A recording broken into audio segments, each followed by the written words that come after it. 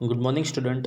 तो जैसा कि हमने लास्ट वीडियो में पढ़ा था कि फोर्स की वजह से हम क्या क्या कर सकते हैं, तो ऊपर दो चार पॉइंट मैं अगेन आपको रिवाइज कर दूं कि फोर्स की हेल्प से हम क्या कर सकते हैं। तो सबसे पहले हम कर सकते हैं कि मैं make an object move from rest. हम चाहे तो जो ऑब्जेक्ट रेस्ट पे है मतलब स्टेशनरी है तो उसे हम मूव कर सकते हैं। दूसरा कि change the speed of an object if it is moving. और अगर कोई भी ऑब्जेक्ट मूव कर रहा है तो अगर हम चाहे तो फोर्स की हेल्प से उसकी स्पीड भी चेंज कर सकते हैं। Change the direction of motion of an object. हम चाहे तो हम उसकी डायरेक्शन भी चेंज कर सकते हैं ऑब्जेक्ट की। फोर्थ पॉइंट की bring about a change in the shape of an object. Fourth वाला क्या है कि हम चाहे तो उस ऑब्जेक्ट का अगर चाहे तो फोर्स की हेल्प से शेप को भी चेंज कर सकते हैं, और चाहे तो मेक को सम और ऑल ऑफ दिस इफेक्ट। और अगर हम चाहे तो एक साथ एक ऑब्जेक्ट में जितनी भी ऊपर की हमने एक्टिविटी की वो सब कर सकते हैं, या इनमें से दो चार कर सकते हैं। Now while a force may cause one or more of these effect, it is important to remember that none of these action can take place without the action of force.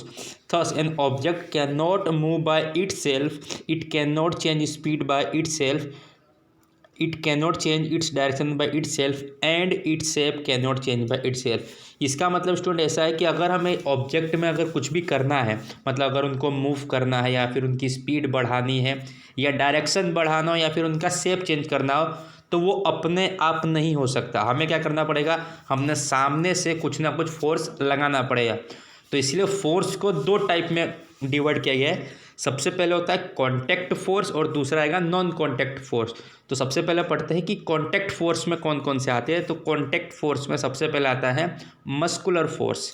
ना मस्कुलर फोर्स क्या है, तो इसमें दो चार हमें activity की बताई है। एग्जांपल दिया है कि कैन यू पुल और lift a book lying on a table without touching it. इसका मतलब अगर टेबल के ऊपर बुक्स पड़ी है तो अगर आपको अगर पुश या लिफ्ट करना है उसे, तो क्या बिना टच के उसे उठा सकते हो? नहीं उठा सकते। मतलब अगर हमें किसी भी चीज़ को अगर पिकअप करना है, कुछ भी करना है, तो हमें उसको टच करना पड़ेगा।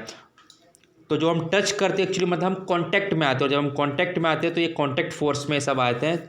तो जो हमारे मस्कुलर फोर्स ये कहता है कि to apply a force on an object your body has to be in contact with the object. मतलब अगर हमें कोई भी फोर्स को अप्लाई करना है किसी ऑब्जेक्ट पे, तो सबसे पहले हमारी जो बॉडी है उसे कांटेक्ट में जानी पड़ेगी उस ऑब्जेक्ट के। नाउ द कांटेक्ट में ऑल्सो बी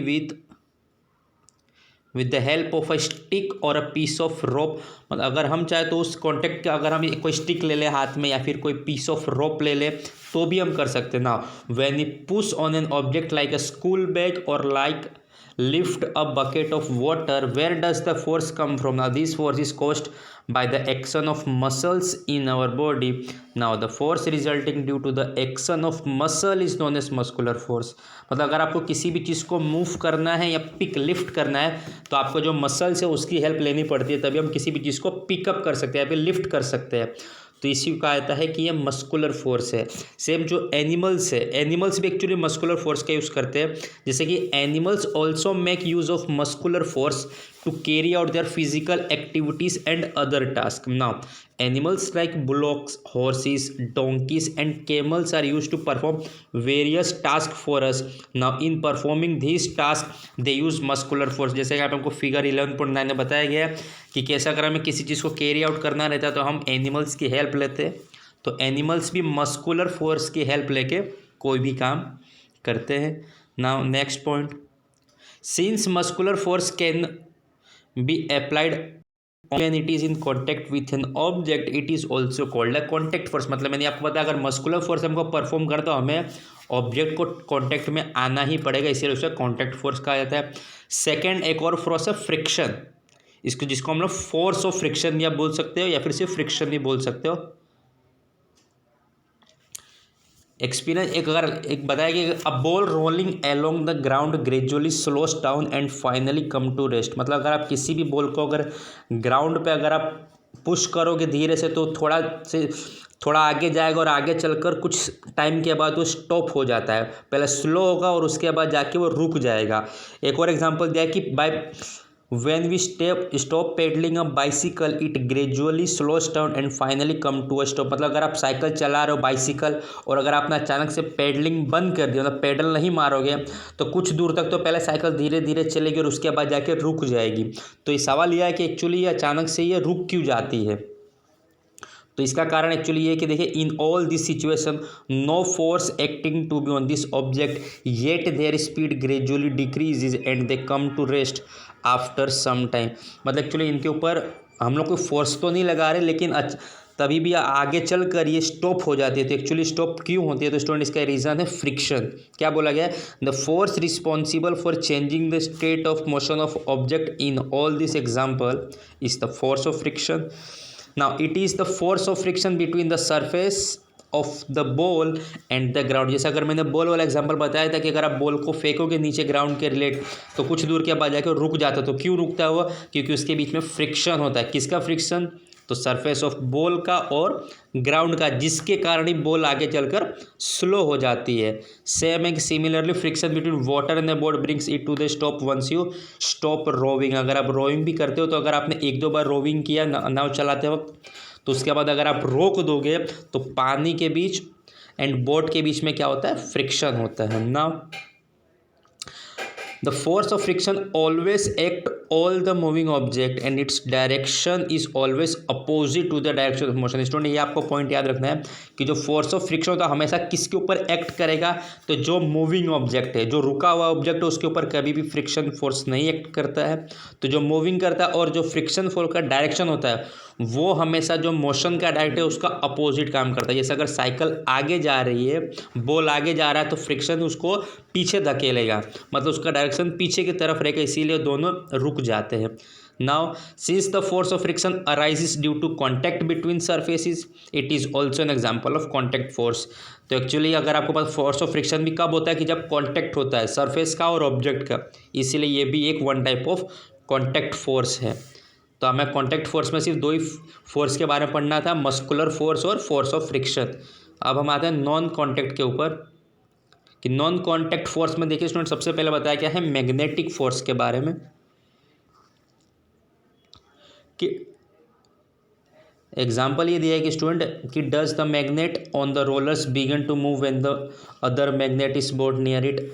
हमें डायरेक्ट यहाँ से चालू करते हैं कि you have learn in class 6th that like pole of two magnet repel each other and unlike pole attract each other. तो अर्ली स्टैंडर्ड में हमने पढ़ा हुआ है कि जब कभी भी like poles of two magnet लोगे, मतलब अगर नॉर्थ और नॉर्थ को अगर आप पास में लेकर आओगे तो हमेशा रिपल ईच अदर, मतलब एक दूसरे से दूर जाएगा, और जो अनलाइक पोल्स होते हैं वो हमेशा एक दूसरे को अट्रैक्ट करते हैं, जैसे नॉर्थ और साउथ। तो इसीलिए जो अट्रैक्शन और repulsion between object can also be seen as another form of pull और पुश। एक्चुअली एक एग्जाम्पल है किसका? पुल और पुश का। Now, do you have to bring the magnets in contact for observing the force between them? Now, a magnet can exert a force on another magnet without being in contact with it. See, अगर आपने देखा अगर magnet बिना contact में आए भी क्या करते हैं? वो एक दूसरे के ऊपर फोर्स लगाते हैं। एक्चुअली इसी को हम लोग नॉन कांटेक्ट फोर्स का एग्जांपल कहा जाता है, जो बिना कांटेक्ट में आई भी एक्ट करते हैं। जैसे अगर आपने देखा अगर आप सेम टू टाइप्स के पोल्स अगर नॉर्थ और नॉर्थ को पास में लगाते तो एक्चुअली वो कांटेक्ट में जाएंगे ही नहीं, लेकिन फोर्स वहाँ पे एक्ट करता है, इसीलिए वो नॉन कांटेक्ट फोर्स होता है। Now similarly the force exerted by magnet on a piece of iron is also a non contact force. The second जो हमारा है वो इलेक्ट्रोस्टैटिक फोर्स एग्जाम्पल दिया स्टूडेंट। तो इसके लिए एक्टिविटी 11.7 में जो फिगर दिया हुआ है उसका हेल्प लेना है। तो स्टूडेंट उसका एग्जांपल ये है कि activity break take a plastic straw and cut it into nearly 2 equal pieces, suspend one of the pieces from the edge of a table with the help of a piece of thread. Now hold the other piece of straw in your hand and rub its end with a sheet of paper. Student हमेशा कहा गया कि अगर हमें piece of paper लेना है, piece of actually plastic straw लेना है और फिर इसको 2 इक्वल पार्ट में डिवाइड कर देना है आपको। और उसका क्या करना, अगर आप जो डायग्राम देख सकते हो तो एक हमको जो हमारा एक स्ट्रॉ का हाफ उसको थ्रेड से बांध के आपको ऐसे नीचे लटका देना है टेबल के नीचे, और जो सेकेंड स्ट्रॉ उस पर क्या करिए एक पेपर से पहले उसको पेपर से उसको रब करिए, और उसके बाद अगर आप जब उस सेकेंड स्ट्रो को फर्स्ट वाले स्ट्रो के पास लेकर जाओगे तो एक्चुअली उसे वो अट्रैक्ट करता है। सेम एक्चुअली एग्जांपल अगर आप कर सकते हो, आपने प्रैक्टिकली भी किया होगा कि अगर आप किसी भी जो पेन आती है हमारी बॉल पेन, अगर आप उसको अगर चाहो तो अपने सर के ऊपर अगर थोड़ा सा रब करोगे और उसके बाद एक अगर एक पेपर पे टच करोगे तो उसे वो अट्रैक्ट करता है। तो स्टूडेंट एक्चुअली उसको अट्रैक्ट कैसे करता है, तो उसके बीच में एक फोर्स होता है और उस फोर्स को कहा जाता है वो इलेक्ट्रोस्टैटिक फोर्स। तो इसका एग्जांपल किसका स्टूडेंट, इलेक्ट्रोस्टैटिक फोर्स का। तो इसका डिफाइन क्या होता है कि the force exerted by a charged body on another charged और uncharged body is known as electrostatic force. तो मतलब जब भी किसी चार्ज्ड बॉडी और अनचार्ज्ड बॉडी में अगर कोई फोर्स होता है तो उसे क्या कहता है स्टूडेंट, इलेक्ट्रोस्टैटिक फोर्स कहा जाता है। और एक्चुअली नॉन कॉन्टैक्ट फोर्स होता है, इसीलिए एक्चुअली ये नॉन कॉन्टैक्ट फोर्स में आता है। And the last one is gravitational force, जो कि बहुत ही आईएमपी है। क्या कहता है कि you know that a coin और a pen falls to the ground when it slips off your hand. मतलब अगर आप कहीं भी कॉइन को अगर आप हवा में उछालोगे, किसी बॉल को हवा में, तो एक्चुअली ऑटोमेटिक वो नीचे आता है। तो एक्चुअली नीचे क्यों आता है, क्योंकि स्टूडेंट ग्रेविटेशनल फोर्स के कारण ही वो हमेशा नीचे आता है। तो ऐसा कहा गया है कि ऑब्जेक्ट और things falls towards the earth because it pulls they. मतलब अगर कोई भी ऑब्जेक्ट हमेशा नीचे की तरफ क्यों जाता है, नीचे क्यों गिरता है, क्योंकि उसके अर्थ के अंदर एक फोर्स है जो कि एक्ट करता है। उस फोर्स को क्या कहा गया है, force of gravity. Actually student gravity के फोर्स के कारण ही हम अर्थ के सरफेस पे चल सकते हैं, वरना अगर ये ग्रेविटी फोर्स नहीं रहेगा तो एक्चुअली हम चल भी नहीं पाएंगे।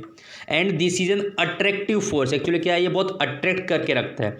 Now the force of gravity act on all object, जो भी अर्थ के ऊपर एक्चुअली सबके ऊपर स्टूडेंट एक्ट करता है। Now the force of gravity acts on all of us and all the time without our being aware of it.